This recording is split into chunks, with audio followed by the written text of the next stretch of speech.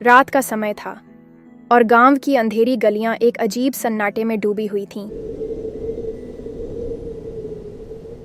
सीमा नाम की एक युवती, जो हाल ही में शादीशुदा थी, अपने पति के घर में अकेली थी।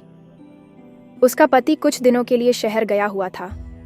सीमा ने सुना था कि उनके गांव में एक पुराने मंदिर के पास काला सिंदूर नाम की कोई चीज़ है, जो अगर किसी ने इस्तेमाल कर ली तो उसकी जिंदगी तबाह हो जाती है। यह सिंदूर उस मंदिर की एक प्राचीन देवी की मूर्ति से जुड़ा था, जिसे अब कोई पूजा नहीं करता था। रात को लगभग 12 बजे सीमा को अपने घर के दरवाजे पर किसी के खटखटाने की आवाज़ सुनाई दी। इतनी रात को कौन आ सकता है? डरते हुए उसने दरवाज़ा खोला, लेकिन बाहर कोई नहीं था। उसने सोचा शायद कोई जानवर होगा, लेकिन जैसे ही वह दरवाज़ा बंद करने लगी, उसे फर्श पर एक छोटी डिब्बी दिखाई दी। वह डिब्बी काले रंग की थी और उस पर लाल रंग के अजीब निशान बने हुए थे। उसने डिब्बी उठाई और अंदर देखा तो उसमें काला सिंदूर था। सीमा ने डरते हुए डिब्बी को एक कोने में रख दिया और सोने चली गई। आधी रात को उसे अजीब सपने आने लगे। एक औरत सफ़ेद साड़ी में बिखरे बालों के साथ उसके सामने खड़ी थी। वह औरत कह रही थी, काला सिंदूर मेरी अमानत है, इसे लौटा दो, नहीं तो अंजाम बुरा होगा। सीमा ने घबराकर आंखें खोलीं, लेकिन वह देखती है कि वही औरत उसके कमरे में खड़ी है। उसकी आंखें खून जैसी लाल थीं और चेहरा बेहद डरावना। औरत ने सीमा की तरफ इशारा किया और चिल्लाई,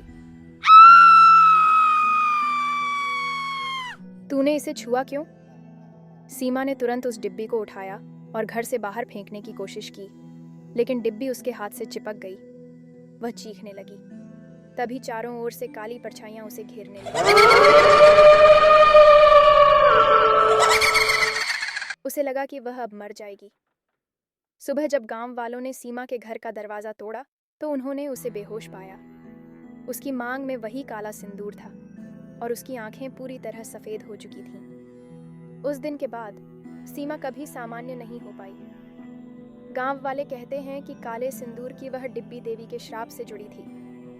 उसे जिसने भी छुआ, उसकी जिंदगी बर्बाद हो गई। गांव वालों ने फैसला किया कि उस मंदिर और उस सिंदूर को हमेशा के लिए छोड़ देना चाहिए। अब उस मंदिर के पास कोई नहीं जाता, क्योंकि कहते हैं कि वह औरत अभी भी वहां भटकती है।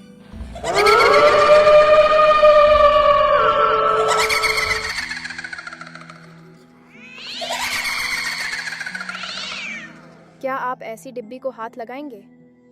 शायद नहीं। कमेंट कीजिए।